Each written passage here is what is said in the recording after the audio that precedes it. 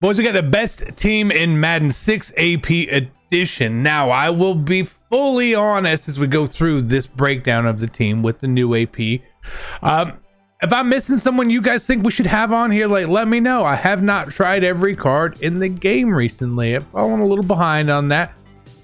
So, y'all help me. I help you. You help me. We become a team. That's why we are a Madden family. Boys.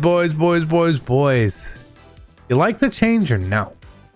I don't mind it personally. I don't mind it, but that's me. That's me. I worry about what everyone wants and everyone likes. So first things first, offense. I'm actually only using 5 right now. I don't know where I want the 6th one to go, but I've got 5. That's all I feel like I need, but we'll find a 6th. So when building your teams now, obviously you want to build it based on your scheme. This is how I play. I'm not saying everybody should do this. If you like to run the ball a lot, this isn't the way a team should be built. You know, if you like to play man coverage, that's not the way the defense should be built. So, but what I would suggest for each and every one of you guys is have backup plans going on. There are still a lot of people with 0 AP abilities, 1 0 AP ability. And those people will be very helpful for you in being able to mix and match. If you are not used to doing in-game subs within formations, I suggest you start learning how.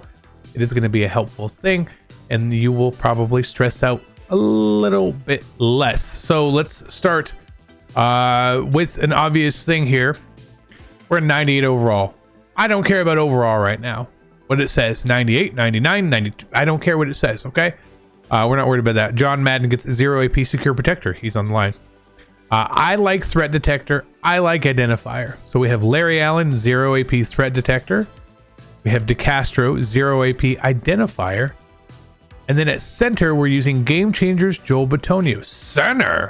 Center, yeah, he's at center. It's fine. Nasty streak and post up is what we want in there.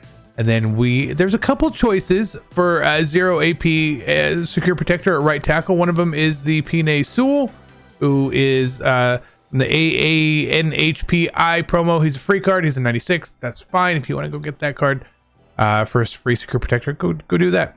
I'm using Ramcheck here, offensive line. And we still have Armstead active. Not that we ever sub in linemen. Again, because we're trying to get some of these other boosts going. So I don't have the luxury of just putting more nasty streaks or something out here. You know, like you could if you really wanted to, but I'm not overly worried about it. Tony Gonzalez, tight end, number 1. 2 abilities, red zone threat, short and elite, both 0 AP game changers. And Ring of Honor cards have some advantage there. Kyle Pitts, I don't really use tight ends. So I think I would probably eventually replace Kyle Pitts here with someone who could have a little bit more use. We'll see there. And then we have Gronk here as well. He's going to be getting boosts, so that's what we like him. Gronk's a great run blocker. Speaking of tight ends, Edgerrin James is our fullback. Why is tight end Edgerrin James our fullback? Okay. Well, he gets 0 AP abilities down here. Tank, deep in elite, short and elite, or red zone threat. I'm putting tank on him as my fullback because everybody kicks to the fullback. And if I have tank, you can't hit stick me. Right? Now, this is a very good card regardless. If I were, if you wanted to put him at tight end 1, I have no problem with that. Right? 99 speed, 6'2", 87 run block. But having him as my fullback for if I ever go into I formations and all that, again, he's fast. We want fast. Okay.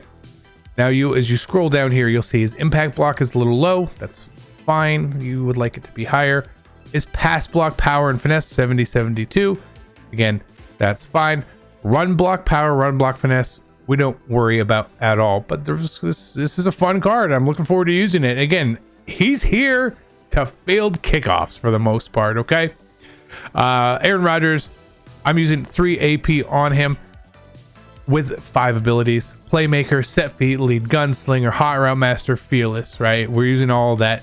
He's the best AP value.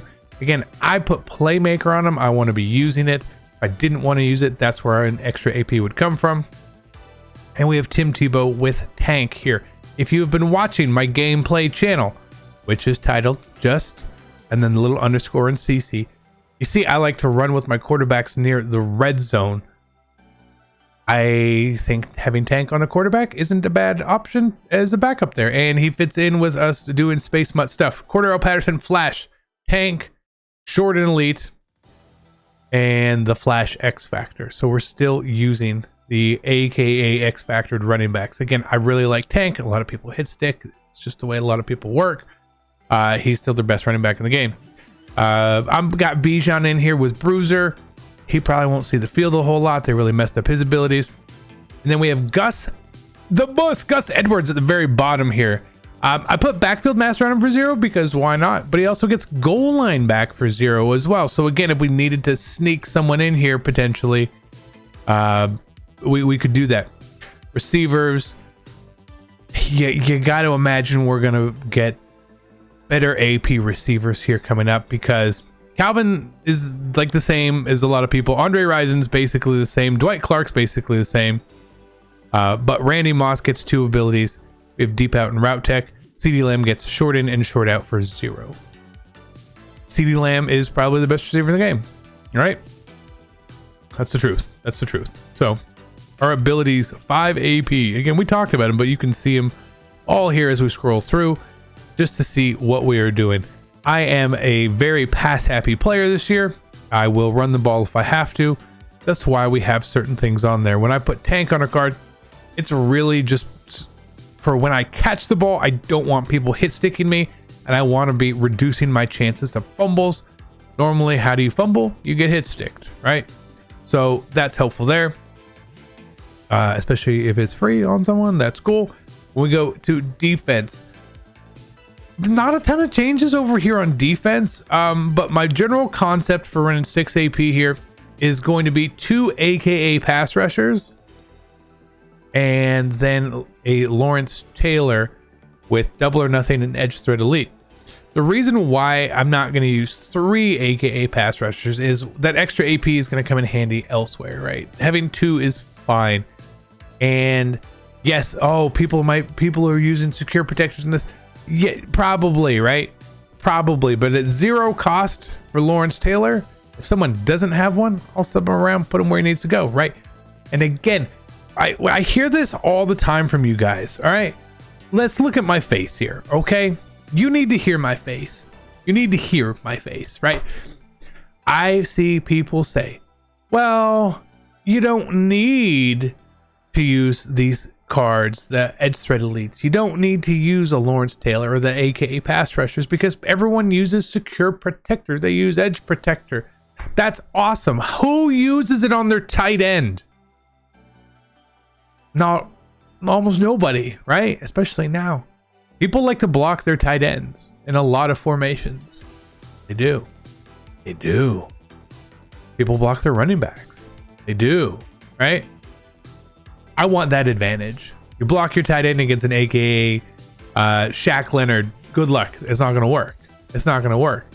Again, my other one is going to be at the D tackle spot. The reason is not everybody uses secure protectors inside the interior of their line. It's just, guys, I'm not lying to you. Okay, I promise. From a coverage linebacker standpoint, if I ever have to get into formation, we have Lurker on Debo, Lurker pick artist on P. Willie. Those are both free for him.